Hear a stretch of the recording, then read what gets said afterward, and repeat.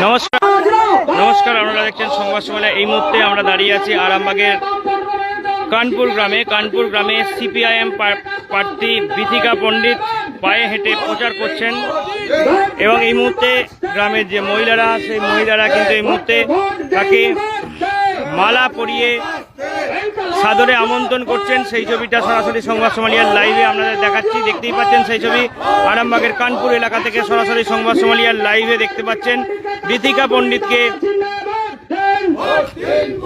গ্রামের যে মহিলারা তারা আমন্ত্রণ জানাচ্ছে, গলায় মালা পরিয়ে আমন্ত্রণ জানাচ্ছে।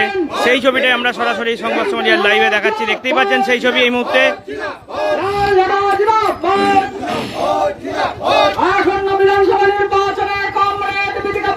দেখতেই পাচ্ছেন এই মুহূর্তে বরণ করা চলছে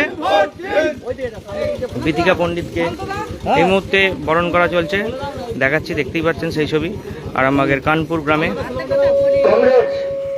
দেখাচ্ছি ছবিটা। বিধানসভা কেন্দ্রে বামফ্রন্ট মনোনীত আইএফএস সমিতির প্রার্থী কমরেড বিথিকা পণ্ডিত এখন মাধবপুর পঞ্চায়েতের কানপুর গ্রামে মানুষের সঙ্গে জনসংযোগের জন্য এসছেন।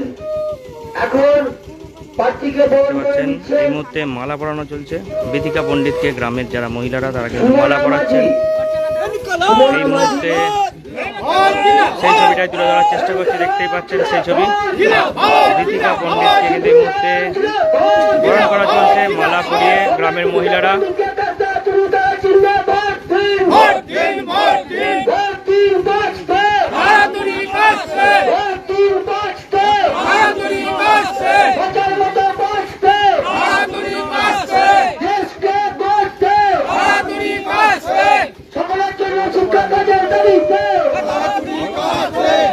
দেখাচ্ছি সরাসরি সংবাদ সমালিয়ার লাইভে সেই ছবিটা তুলে ধরার চেষ্টা করছি।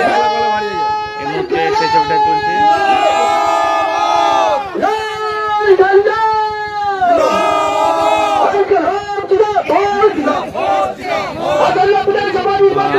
জনসংযোগ কিন্তু শুরু হয়ে গেছে, দেখাচ্ছি ছবিটা সরাসরি লাইভে, দেখতেই পাচ্ছেন সেই ছবি। আরামবাগের মাধবপুর গ্রাম পঞ্চায়েতের কানপুর গ্রামের থেকে সরাসরি লাইভে।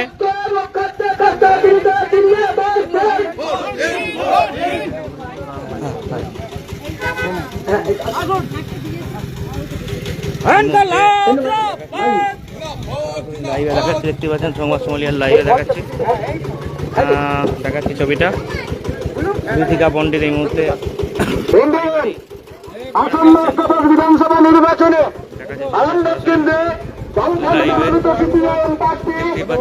বিথিকা পণ্ডিত আজ মাধবপুর অঞ্চলে জনগণের সঙ্গে জনসংযোগে রয়েছেন। কমরেড বিথিকা পণ্ডিতকে কাছে হাতুড়ি তারা চিহ্নে ভোট দিয়ে বিপুল ভোটে জয়যুক্ত করেন। দেখাচ্ছি ছবিটা।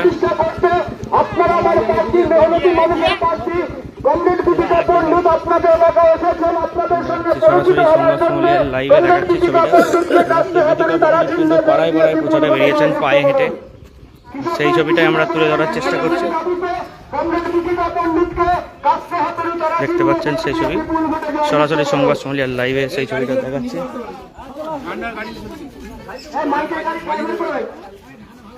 পায়ে হেঁটে কিন্তু এই মুহূর্তে প্রচার করছেন বিথিকা পণ্ডিত। আসন্ন বিধানসভা নির্বাচনে আরামবাগ কেন্দ্রে বামফ্রন্ট মনোনীত সিপিআইএম প্রার্থী কমরেড বিথিকা পণ্ডিত আপনাদের এলাকায় এসেছেন, আপনাদের সঙ্গে পরিচিত হওয়ার জন্য কমরেড বিথিকা পণ্ডিতকে কাছে হাতুড়ি তারা চিহ্নে ভোট দিয়ে বিপুল ভোটে জয়যুক্ত করুন। ছোটটা আসছে চঞ্চলে, বেলুন যা আছে সে তুলে এলো, বুড়ি ফুল তুলে এলো, রাস্তা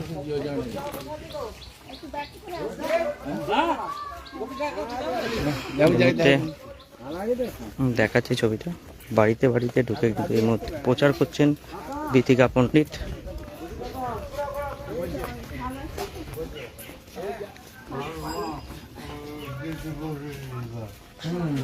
না না, এইভাবেই থাকুক, এইভাবেই থাকুক।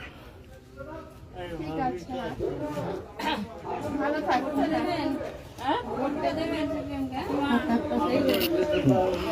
ঠিক আছে, আপনার তো বাড়িতে ভোট হবে, আপনার বাড়িতে ভোট নিতে আসবে। দেখাচ্ছে ছবিটা। দিদি দিদি দিদি এতদিন প্রচার করছেন, মানুষের সাড়া কেমন? মানুষের সারা প্রথম থেকেই ভালো ভাই। হ্যাঁ, এবং আমাকে বলতে হয়নি, মানুষই বলছে আপনারা থাকুন, আমরা পাশে আছি। হ্যাঁ, এবারে কোনো অসুবিধে নেই, মানুষ নিজেরাই বলছে। আর আমি তো যা মানুষের ভালোবাসা স্নেহ পেয়েছি, হ্যাঁ, তাতে তো আমি একদম নিশ্চিত যে বামপন্থীরাই বিকল্প হিসাবে আসছে। বামপন্থীকে কেন ভোট দেবে? এখানে তৃণমূল এবং বিজেপি যারা শাসক দল এবং বিরোধী দল, তারা নিজেদের মধ্যে বিভিন্ন জায়গায় প্রচার করছেন এবং তারা বলছেন পরিবর্তন দরকার। বিজেপি বলছে পরিবর্তন দরকার, তৃণমূল বলছে আবারও বাংলায় ফিরে আসবে। তাহলে বামপন্থীদের যদি আস্থাটা বলেন, মানুষ কেন আস্থা রাখছে আপনাদের এটা প্রতি? বলতে গেলে তো তাহলে ওনাদের বিগত বছরের কাজকর্মগুলোকে তুলে ধরতে হয়। তৃণমূল সরকার বলছে হ্যাঁ বিরাট উন্নতি হয়েছে, কিন্তু আমি তো বিভিন্ন জায়গায় ঘুরছি, হ্যাঁ, পাড়ার ভিতরে রাস্তা মোটে হয়নি, জল নেই, এবং যে কলগুলো একটা দুটো বসিয়েছিল সেগুলোকেও বন্ধ করে দেওয়া হচ্ছে। তাহলে মানুষের নিত্য প্রয়োজনীয় যে জিনিসগুলো, রাস্তাঘাট, জল, এইগুলো যদি না থাকে, মানুষ বার্ধক্য ভাতা পাচ্ছে না, বিধবা ভাতা পাচ্ছে না, ঘর নেই, তিরপল টাঙিয়ে আছে। যাদের সত্যিকারের পাওয়ার কথা তারা কিন্তু পায়নি। মানুষ কেঁদে ফেলছে, মানুষ অভিযোগ করছে, তাদের অভাবের কথা আমাকে জানাচ্ছে। তাহলে কি উন্নতি হয়েছে? আর পাল্টানো দরকার, মানুষ তো পাল্টালো 15 বছর। এখন তো সেই কি বলে না, মনে হচ্ছে যেন দইকে চুনকে দই হিসাবে মানুষের কাছে একটা ধরেছিল, আর মানুষ সেই প্রলোভনে একটা ভুল করে খেয়ে ফেলেছিল। এখন মানুষের গলা জ্বালা করছে, মানুষ বুঝতে পেরে গেছে। আর বিজেপি সরকারের কথা বলছেন, বিভিন্ন জায়গায় তো আছে, দেখতে পাচ্ছেন তো, হ্যাঁ, কি অবস্থা। সেখানে নারী নির্যাতন হচ্ছে, সেখানে শিক্ষা ব্যবস্থা একদম মানে খাদের কিনারায় পৌঁছে গেছে। আর 34 বছর যে বামফ্রন্ট সরকার ছিল, সেখানে যে আমাদের পেটের ভাত আর কর্মসংস্থান, এই দুটো কিন্তু বজায় ছিল, এবং মানুষের যে ব্যক্তি স্বাধীনতা সেটাও ছিল। মানুষ এখন কাকে যে অভাব অভিযোগ করবে সেই কুল কিনারা পাচ্ছে না। বামফ্রন্ট সরকারের নেতৃত্বদের একটা বাঁধন আছে, তারা মানুষের কাছে যেত, একটা কিছু অভাব অভিযোগ নিয়ে যেত, তারা সেখানে বসে চ্যাটা বিছিয়ে বসেই পাড়ার মধ্যে মীমাংসা করে দিত। এখন একটা কিছু নিয়ে গেলে বলছে তোমরা থানায় চলে যাও বা এত পয়সা দিতে হবে। তাহলে মানুষ তো, সাধারণ মানুষ তো এগুলো বুঝতে পারছে যে কতটা তারা ভুল করেছে পরিবর্তন করে। আর তারা নতুন কিছু পরিবর্তন চাইছে না, তারা বামপন্থীকেই চাইছে। আপনি তো শিক্ষিকা, আমি পড়াশোনা কি কিছুই অবস্থা? পড়াশোনার হাল কি? পড়াশোনা একদম নয়, পার্ট টাইমার বেশি দিয়ে চলছে, শূন্য পদ খালি হয়ে পড়ে আছে। আর শিক্ষামন্ত্রী যে রাজ্যে জেলে যায়, এটা আমাকে নতুন করে বলতে হবে না, সেখানে আর কি উন্নতির কথা বলবো আমি। শিক্ষামন্ত্রী জেলে গেছে, অযোগ্যদের টাকার বিনিময়ে চাকরি দিয়েছে। হ্যাঁ, যোগ্য ছেলে মেয়েরা আমাদের বসে আছে, তারা চোখের জল ফেলছে, রাস্তায় দিনের পর দিন তারা অনশন করছে, বসে আছে তাদের দাবি দাওয়া নিয়ে, কিন্তু কিছুই করছে না। বিজেপি বলছে সরকারে এলেও তাদের যারা দাবি দাবা নিয়ে অনশনে বসে তাদের চাকরি দেবে।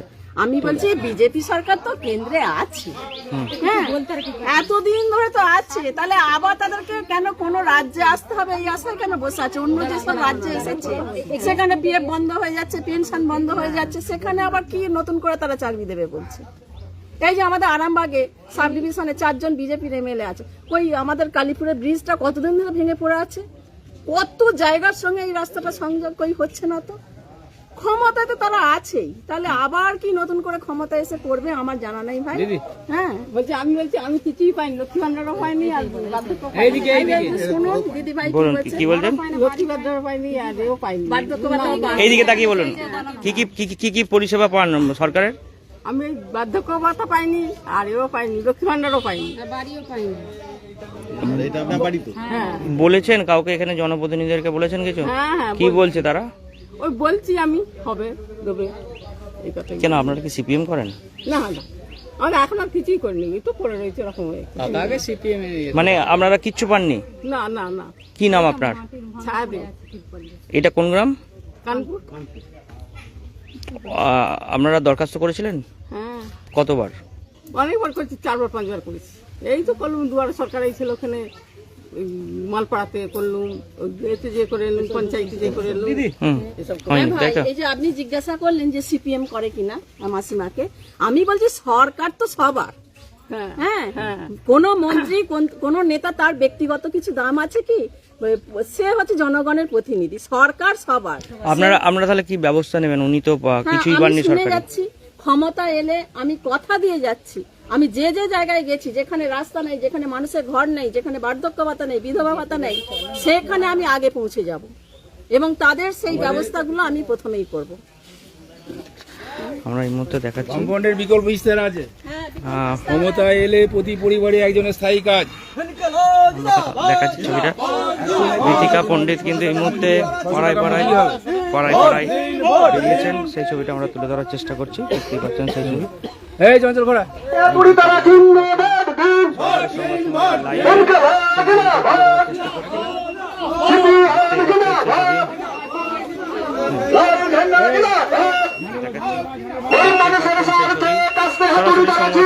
লাইভে সেই ছবিটাই তুলে ধরার চেষ্টা করছি। দেখতেই পাচ্ছেন এই মুহূর্তে বিথিকা পণ্ডিত তিনি কিন্তু বাড়ি বাড়ি প্রচারে বেরিয়েছেন, সকাল থেকে বাড়ি বাড়ি প্রচারে বেরিয়েছেন দেখাচ্ছি। তার সঙ্গে কিন্তু মহিলারাও আছেন এবং এই মুহূর্তে কানপুর গ্রামে তিনি প্রচার সারছেন পায়ে হেঁটে, কখনো বা টোটোয় চড়ে। তিনি আশাবাদী জেতার পক্ষে। দিদি, আরেকটা বিষয়, সেটা হচ্ছে এখানে তো মিতা বাগ এবং হেমন্ত বাগ, তাকে কেমন কন্টেস্ট দেবেন? কত ভোটে জিতবেন মোটামুটি আশা করছেন? দেখুন, সেটা আমি জনগণের উপর পুরো ছেড়ে দিচ্ছি। জনগণ শুভবুদ্ধি সম্পন্ন মানুষ, সচেতন মানুষ, তারা ঠিক ভালো মন্দটা বুঝতে পারে। সাময়িক তারা এদিক ওদিক করলেও হ্যাঁ, আশা করছি জনগণ আমার পক্ষেই থাকবে। আমি এটা জনগণের উপরেই ছেড়ে দিলাম। আর একটা কথা আমি বলতে ভুলে গেছি, আমাদের ইস্তেহারে আছে যে কোনো ভাতা আমার 6,000 টাকা করা হবে। 100 ইউনিট কোনো যদি উপভোক্তা ইলেকট্রিক বিল করা, সেটা ফ্রি করা হবে। এবং 100 থেকে 200 ইউনিট যদি কোনো উপভোক্তা ইলেকট্রিক বিল খরচ করে, তার হাফ করা হবে।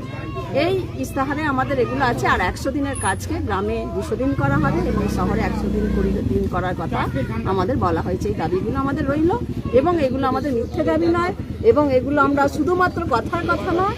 হ্যাঁ, বামফ্রন্ট সরকার যা বলে, এই বামফ্রন্ট সরকার বামপন্থীরা যা বলে তারা তাই করে। দিদি, কোথায় বাড়ি? এখানে কানপুরি বাড়ি। এমনি সরকারি কোনো প্রকল্প পান? সরকারি প্রকল্প বলতে আমরা মানে যখন থেকে আমার বিয়ে হয়েছে, আমি আমার শ্বশুরমশাই, শাশুড়ি, আমার স্বামী সবাই আমরা বামপন্থী করি, আমরা সেরকম কিছু পাইনি। লক্ষ্মীর ভান্ডার থেকে আরম্ভ করে বার্ধক্য ভাতা। লক্ষ্মী ভান্ডার কেন পাবো না? ওইটা তো আমি মানে ওটা কি তো সরকার কারো বাড়ি থেকে দিচ্ছে না, আমার পায়ের ধুলো নেই, আমাকে দিচ্ছে। এই যা। কত বছর পাচ্ছেন মোটামুটি দিদি? হ্যাঁ, 2 বছর পাচ্ছি। কি নাম দিদি ভাই আপনার? সুমনা মাঝি। কি মনে হচ্ছে এবারে কি হবে?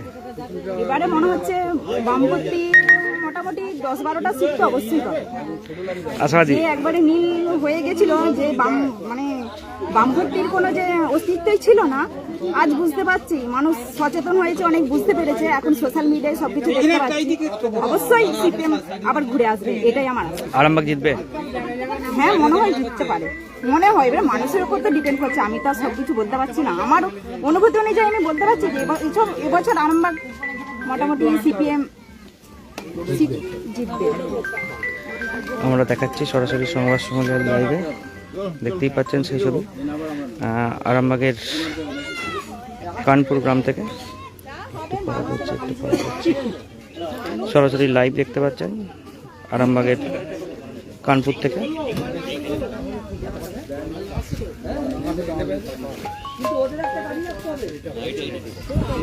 এই মুহূর্তে বিথিকা পণ্ডিত তিনি কিন্তু বাড়ি বাড়ি প্রচারে বেরিয়েছেন, সেই ছবিটাই আমরা তুলে ধরার চেষ্টা করছি।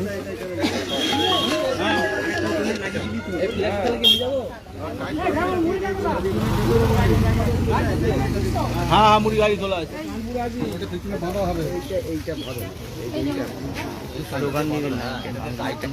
এই স্লোগানটা দিল।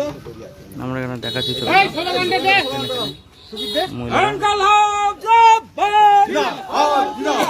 আসন্ন বিধানসভা নির্বাচনে কমরেড বিথিকা পণ্ডিতকে কাস্তা তরি তারা চিহ্নে ভোট দিন। আসন্ন বিধানসভা নির্বাচনে শিক্ষিকা বিথিকা পণ্ডিতকে কাস্তে হাতুড়ি তারা চিহ্নে ভোট দিন।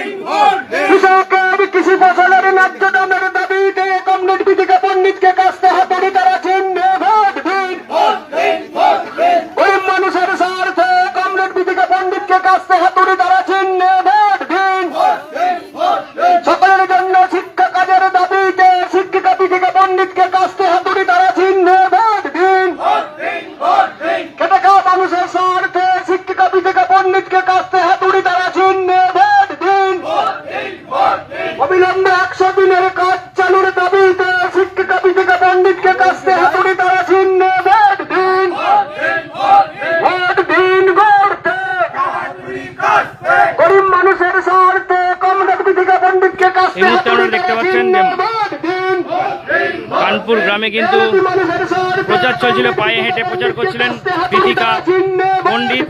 এরপর কিন্তু টোটোয় চড়ে প্রচারে বেরোবেন তিনি। দেখতেই পাচ্ছেন টোটো কিন্তু রেডি হয়ে গেছে।